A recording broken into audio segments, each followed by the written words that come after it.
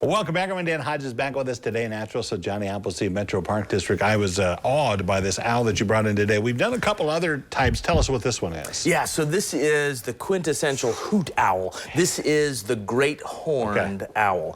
So this is our largest breeding Ohio owl. This is one of the most ubiquitous owls here in North America. It lives all over the place, from this deserts in the He's in Southwest. our area then. Oh, yeah, definitely.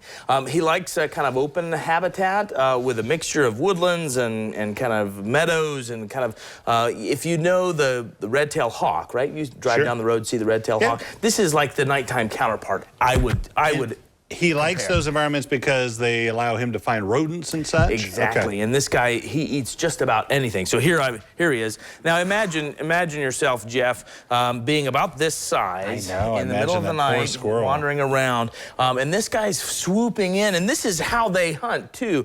So this is their talons. Feel these talons. These things are incredible. Look at that thing. These things have more force on them than like a Rottweiler's bite. Like this is really strong. And they don't open up very easily either. When he closes his talons, he's got them closed. But this guy right here swoops in, and his feathers are very soft and fine. Feel this wing here. These feathers have fringed edges, which allow them, and this is true for other owls too, but it allows them to fly nearly silently. So it's not super aerodynamic. So he doesn't typically fly very fast, and not always very far. He can, but it takes a little more effort. But certainly very quietly. Is he good going in if he's got to make some darting moves? Absolutely. With these nice sort of rounded wings, they're not made for speed. They're made for maneuverability and silence, of course. Squirrel had no chance. Oh, no, he didn't at all. That helps. He had no chance. The reason I bring him in is because now's the time when these owls begin pairing up. So they're monogamous. They're going to pair with the same mate every year, but they're getting back together around now, and they'll be hooting back and forth. And like I said, the quintessential hoot owl, you take the sound, you put a little bit in the back of your throat a little bit, make a big hollow bowl, and you say, "Who's awake? Me too."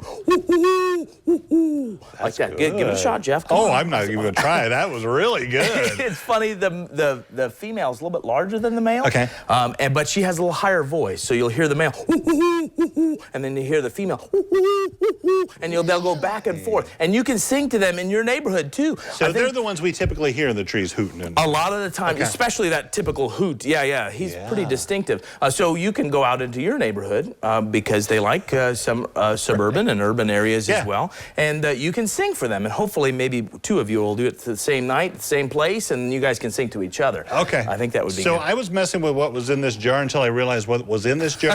Could you explain this, please? Yeah, so right here, and I don't know if you can see this very well, but we have just a little clump of it's all kind of dried and matted, and there's bones in there and such? It's everything that the animal couldn't digest. So it's not necessarily a vomit, but all of the raptors, all these birds of prey that are eating things, especially when they're eating them whole, right, and swallowing these big clumps of animal, right? The wings, the feathers, the hair, the bones, those things don't get digested, so they get kind of all wadded up and just spit back out. Hacking them back up. Yeah, exactly. All right. So, I'm looking at the skull too. Oh my gosh. He's just a predator, man. So these, of course, the beak is made for ripping things apart, right? And for the owls, it's usually kind of down. It's not out like a bald eagle perhaps has a big, strong, prominent bill. Well, the owls is a little bit further down. That's because they're using their face and that whole facial disc to hear. That's part of their ear. And I brought the you can't see it very well, but I brought the skull to show you that his ears are asymmetrical. One's a little bit higher than the other, and that is so that they can kind of triangulate where the sound is coming from. The great horned owl's got little tufts on the top of his head. They don't have anything to do with the ears.